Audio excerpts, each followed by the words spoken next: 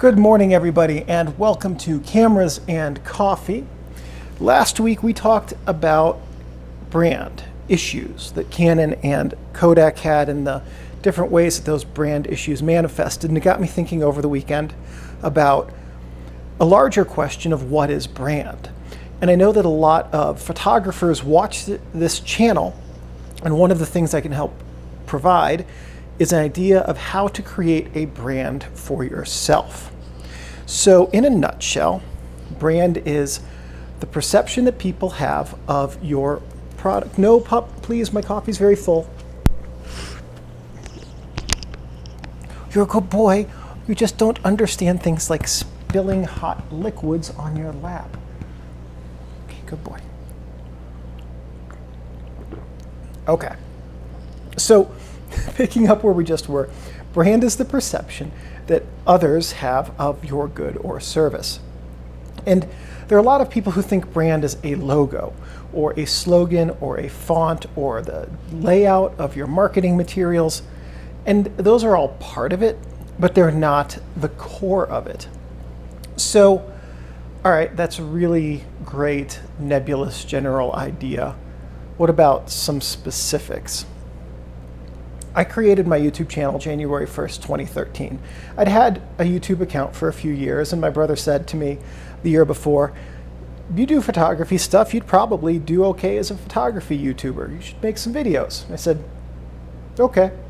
And I started. And if you have ever made the glorious mistake of going back and looking at some of my early work, you'll see how far my channel's progressed. Sorry for the jolty cut there. My wife just got home and she brought me a coffee. So, oh yeah, I am going to be intolerable today when this caffeine kicks in. Anyway, so brand. When I started my channel, I didn't know exactly what the direction was going to be, other than photography stuff. And if you've seen some of my old videos, you'll see that there was really no trajectory to what I was doing. So I sat down in late 2014, I think it was, and I said, what is my brand going to be? I had developed my logo by that point. Originally, my logo for the first year was just the letter D, I think. And so when I was in graduate school 20 years ago, my first attempt at my master's thesis was a novel. Made it about 150 pages into writing it before I realized I needed a different project. And that novel was going to be about two friends and one of the guy's girlfriends who moved from Chicago to Washington, D.C., bought an old house that was in the gentrification zone to fix up and resell, and to make a business doing that. And the main character was a cartoonist. So I found an artist at the University of Maryland campus, paid him some money to develop the character sketches, and was going to pay him, I don't know, it was like $50 per cartoon to develop the cartoons based on sketches I gave him. He ended up flaking, but I had the sketches. So I went through my old notes from grad school, my old computer files, found the sketches, which are really low res. We're talking like 258 by 80 pixels. And I pulled the body of the friend and the head of the main character into Illustrator, smashed them together, and traced everything by hand with the Bezier tool to create the logo, recreate the logo, develop the old rangefinder camera that was around the logo's neck by just from scratch, and put it together. A couple of years ago, I paid one of you subscribers to redo the logo with cleaner lines and a much nicer camera. It's a much easier to work with, much nicer looking logo. That's all back end stuff. So I looked at my logo, and then I knew when I was developing my logo that I wanted it to be welcoming and fun and friendly. I wanted people to see the logo and say, that's recognizable. And I think that's achieved. I do think I have one of the most recognizable logos in the YouTube photography space. I wanted it to make people smile And I wanted it to set a tone for the channel that would be one of a place where you could go to enjoy, or if not enjoy, at least learn. So I had the logo, and I started thinking about what is my brand, and I started looking at what I was doing with the channel and what was that leading me to. So I started my brand brainstorming by writing a mission statement for my channel. And, well, coming up with it in my head. I've never actually physically written it down because I tend to think of mission statements as fairly ineffectual outside of branding exercises.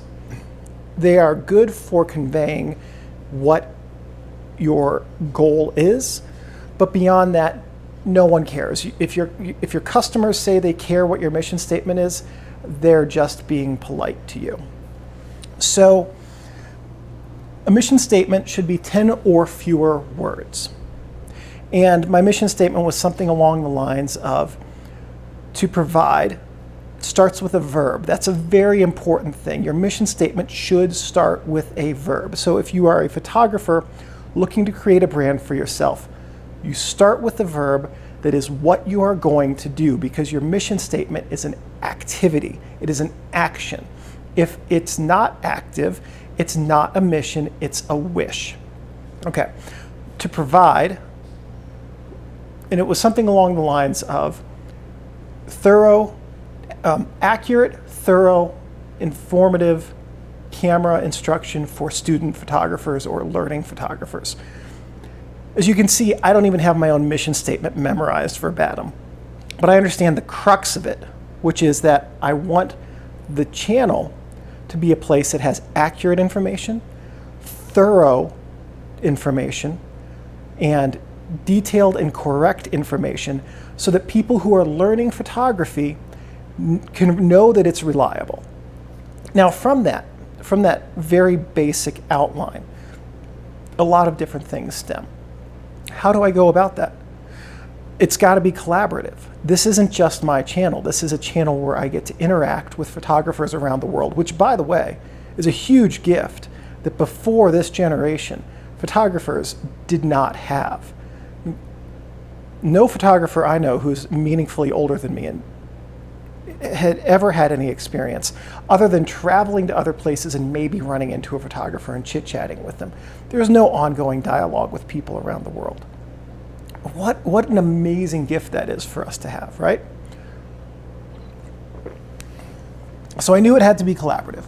I knew that I had to respond to basically every comment that was left, and I've done fairly well about that over the years. I wanted it to be a place where people could come and share their ideas and know that if I didn't agree, I would state so, but in the politest way possible. And if I agreed, I would state so. And if somebody changed my view, I need to be open-minded as well. That's a very important part, is my own being open-minded about it. So then my brand became accuracy, detail, thoroughness, open-mindedness. This is something that a lot of corporations call core values, which again, I mean, core values are a good way of stating what a company or a brand or an enterprise are about, but realistically, if your customers tell you they care, they're just being polite. That's less true than it is with the mission statement. Some customers do really care about a company's core values. Anyway, all that aside, started looking at those things. And I have also made sure I was very cognizant of the times that I have failed at those things. I remember one time in 2016, late 2016, early 2017, I misread a comment. I was having a particularly awful day at work. It was one of the worst days I've ever had at work. Like, I think it was right after I found out one of my good friends and colleagues had killed himself, or within a couple of days of it. And someone left a comment, and it was a very complimentary comment. and I misread it. I missed one word, and I don't remember what the comment was, but there was one word in it. I think it was has. Take that out, it became a very snarky and mean comment. Put it in, it became a very complimentary comment. It was in, and I misread it, and I jumped down the commenter's throat. And have regretted that ever since. Because there's no way to apologize for being like that. My takeaway from that was that I could not let myself do that ever again. If I felt like I was going to be mean in a comment, I needed to delete it, leave the comment unread, come back to it later, which is a practice that I've done on the handful of occasions when that's been my inclination, which is fortunately only happens about once or twice a year. But it really drove home, because when I read the response to my response, it really drove home the effect that my words have in the comments when other people read them. And so that gave a really strong sense of the gravity of my role in the channel. And I became very aware that I have to make sure that my brand is not ever going to be snarky, not ever going to be nasty, and working diligently to the best of my human ability to do that. So that was an expansion of my brand. My brand has been set out to be accurate, detailed, thorough, friendly, welcoming, geared for beginners, because that's something that is really lacking on YouTube. There are there is a dearth of channels with good information that is easy to understand for people who are learning. So if you picture that we start off with this brand, and then there's all these branches. This is a standard brainstorming chart. All these different branches coming off of it. What is it? And what are all of these things? What do they mean?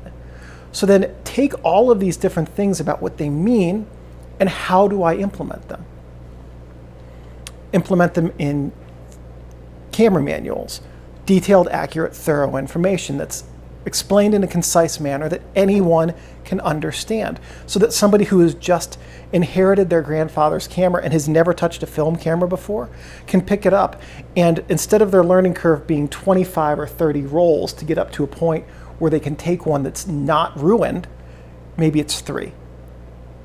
So the goal there, of course, is to help people have an easier entry into film photography so that they can pick it up and learn it, and because film photography will help influence all of their photography or creative outputs. Even if somebody doesn't, this channel's goal is not to help people make a living off film photography. Its goal is to help people better explore who they are through artistic expression. And for people who can do that by making a living in their photography, that's fantastic. That is the aim, to help people become more, to help improve people's self-actualization and self-realization through artistic expression. That would probably be a better updated mission statement for me. Anyway, okay, so how else do I have my brand?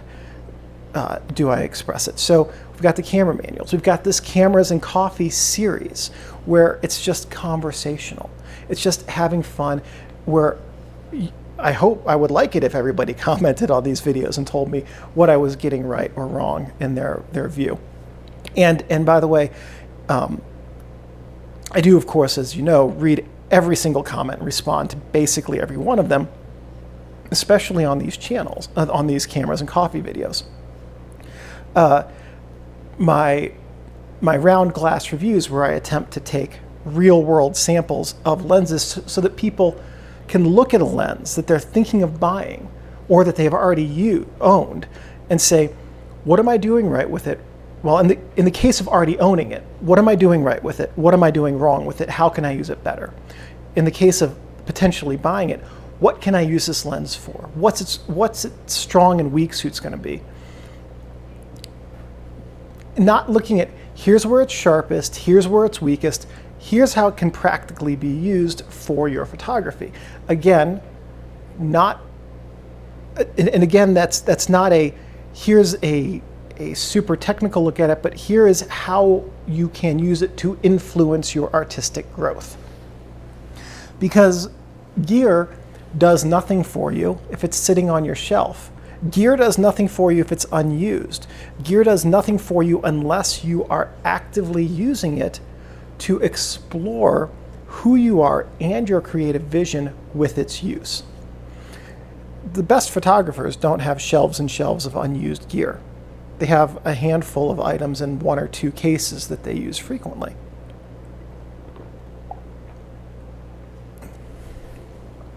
So how else have I implemented my brand? Video content, video approach, interaction with subscribers, level of detail, things like that. So what haven't I said about my brand? I haven't really said that my brand is my logo. The logo is the entryway into the brand. It's designed to catch people's eyes. It's designed to say, when you see the YouTube feed, here's my little black and white caricature of what I looked like 20 years ago. And so it's recognizable. And if you think about other black and white cartoon logos, Binging with Babish, very recognizable, just the beard.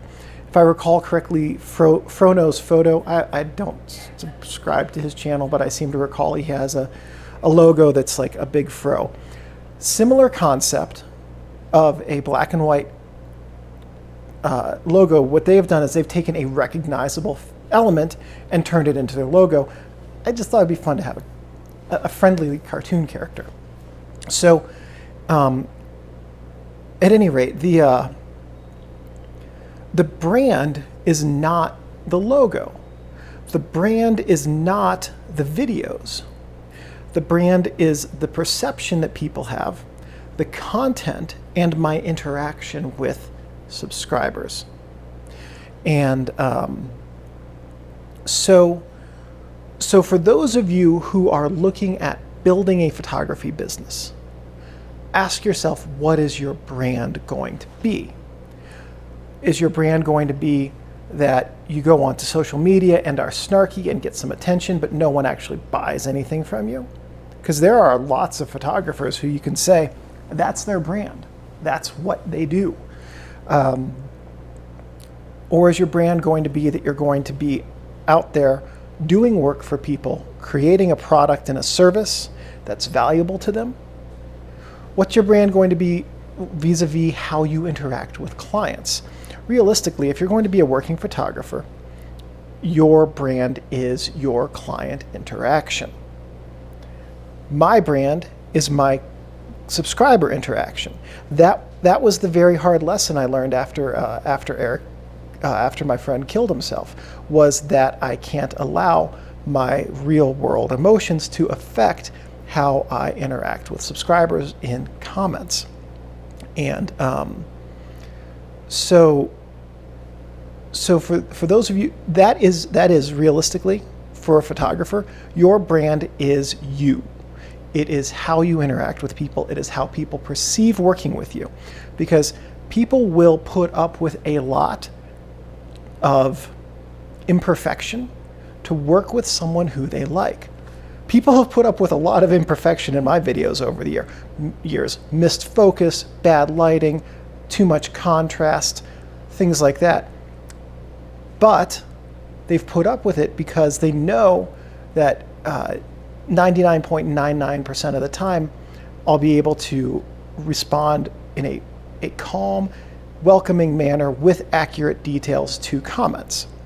Or my content is good, my information is accurate.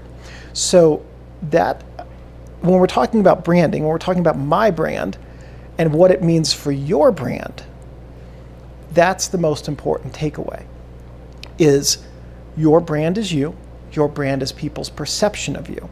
And so your brand management needs to be the manner in which you manage people's perceptions of you. And the best way you can do that as a photographer is to interact well with people. And to do that, what you've got to do is accept people as they are. That's hard. I know, like cancel culture today, people just say, oh, that person, they're a different political party. I'm not working with them. That's the most toxic mindset that you can have if you want to have a successful business or a successful brand.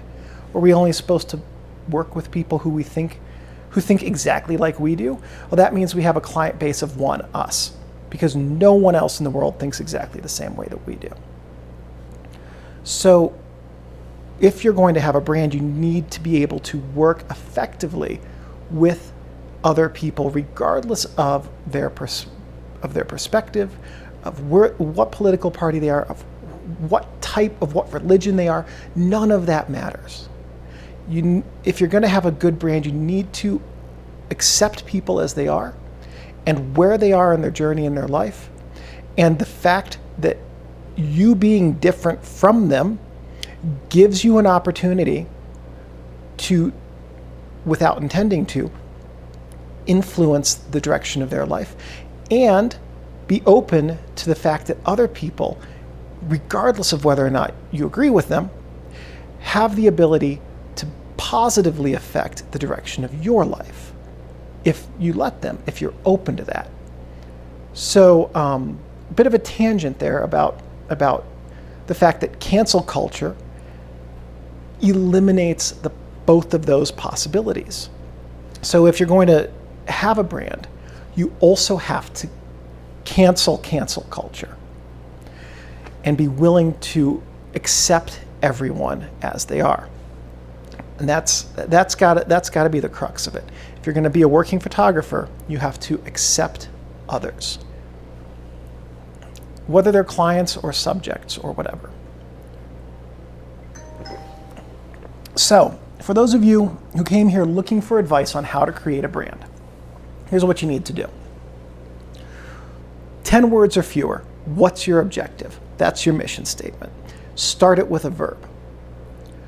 Come up with, from that mission statement, how do you achieve it? Come up with a list of 10 to 20 other things, simple concepts. How do you achieve that mission?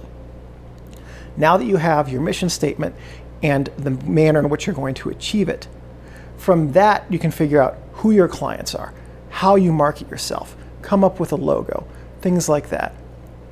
What is your outward facing presentation to the world going to be?